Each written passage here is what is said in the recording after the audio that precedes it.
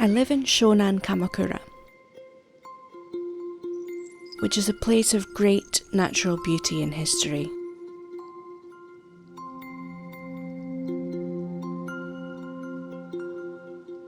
There is a beautiful coastline framed with these sometimes gigantic sandstone formations, which I just love.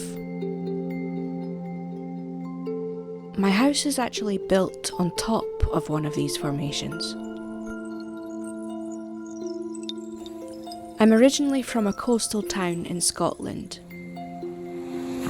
I grew up exploring all the rugged beaches nearby.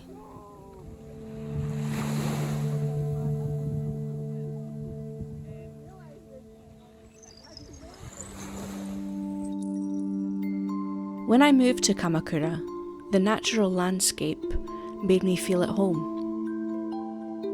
Living in a country where you clearly don't fit in is not easy. But one thing that we can appreciate universally is our natural environment. By choosing to pay attention to my environment, I feel more connected to it. I feel of the world, not confined to being categorised as female, foreigner.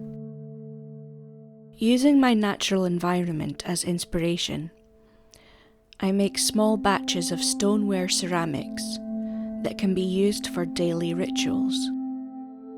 There is a long history of pottery making in Japan, and a large number of artists still producing. This history is a great inspiration for me, and I do believe that Japan might be one of the best places in the world to practice and learn ceramics. Though I take a great amount of inspiration from art and craft in Japan, I want to bring my own perspective to what I produce. I want to make things that can be enjoyed universally. In this video, I will show you how I create my collection from home. Right now, I am creating some new pieces for a 9-day pottery market in Mashiko at the end of April. Mashiko Pottery Market is the second largest pottery market in Japan, with hundreds of thousands of visitors each year. Customers understand pottery and are actively seeking something of quality and beauty. As a foreign potter representing here, I feel a sense of pride. I also feel as though I want to open up people's perspective on art for daily use. Texture is an important element of my art. I studied textile design and performance costume. After university, I went into fashion. Adding texture to cloth was always a goal of mine. So now, creating texture with something as malleable as clay is incredibly satisfying. Touching textures is stimulating and grounding. I see my textures as the antidote to smooth phone screens, designless mass-produced items, and the boxes we live in. I want my work to be like bringing the outside in, like living with nature. I want them to be a reminder to go outside and touch the real thing. I actually make most of my work at my dining room table, with my children by my side. This forces me to produce in a slow and mess-free manner. Well, as mess-free as it can be. I use this slightly textured cutting mat, which I can move around to wherever I feel like working. I do actually have a studio space in my sunroom downstairs, but I choose to be comfortable in my living room.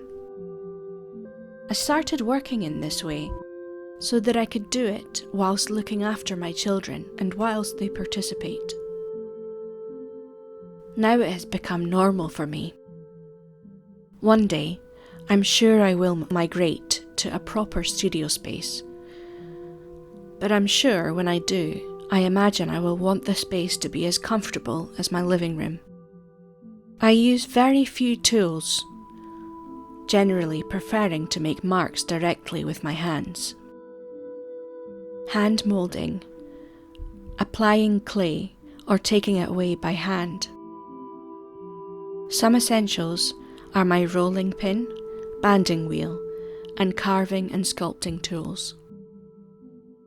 Also a spray bottle, wet cloth, and bowl of water. Essential to join clay, keep the moisture levels to what is necessary to work with, and keep things clean and dust-free.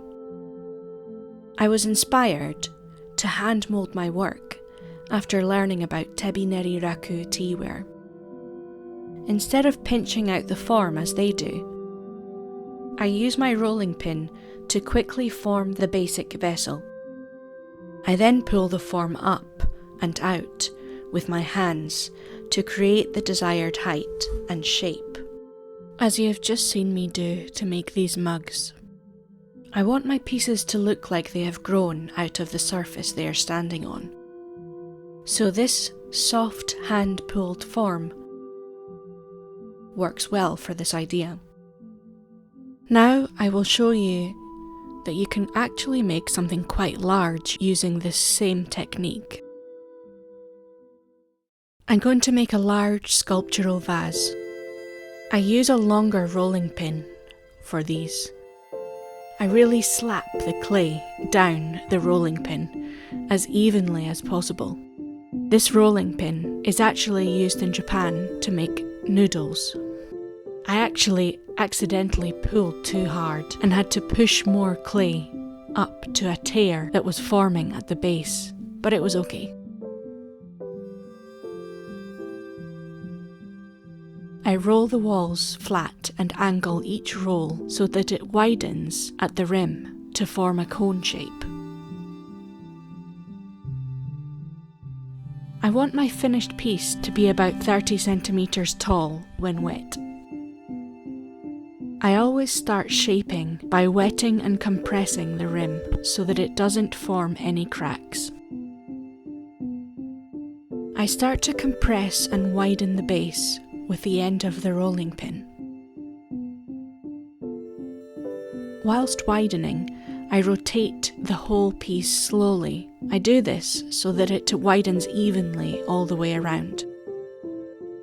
I want this to be a hexagonal pot, so I start roughing out the shape. It doesn't need to be perfect at this point. The clay is still very wet and malleable.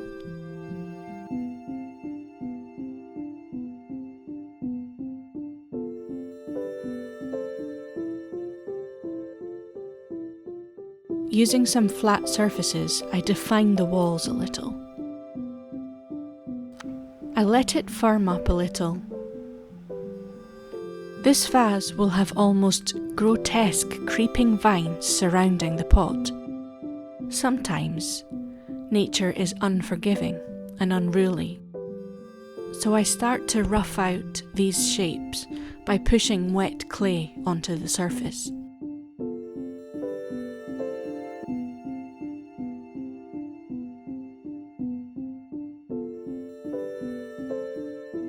I need to finish off the top of the vase before I go any further, so I add some flattened coils. It only took 2 to get the height that I needed.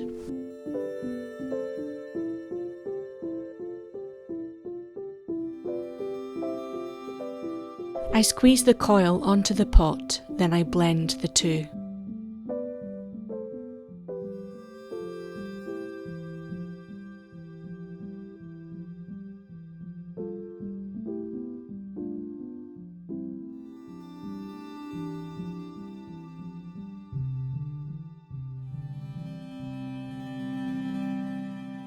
I hand moulded the new height to the shape I was looking for until it looked something like this. Each roughed out vine was sculpted and etched. I left some of the randomness of the clay when applied roughly but it just made each one more vine-like.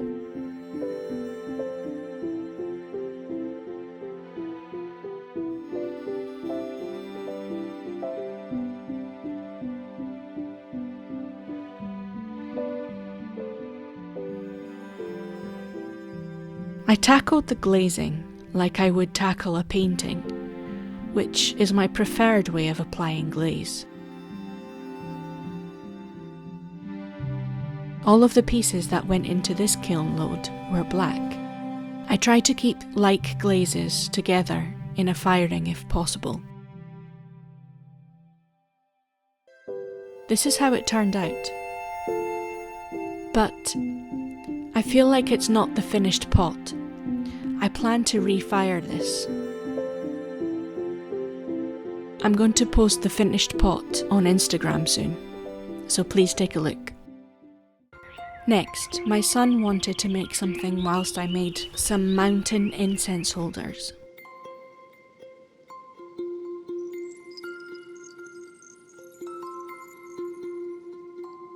These mountains are inspired by this bonseki tray for the Japanese tea ceremony.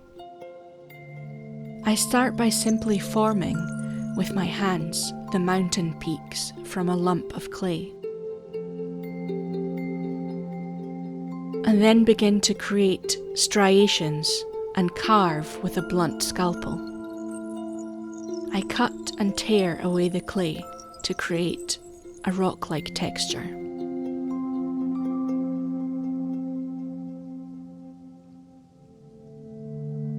Working all the way around.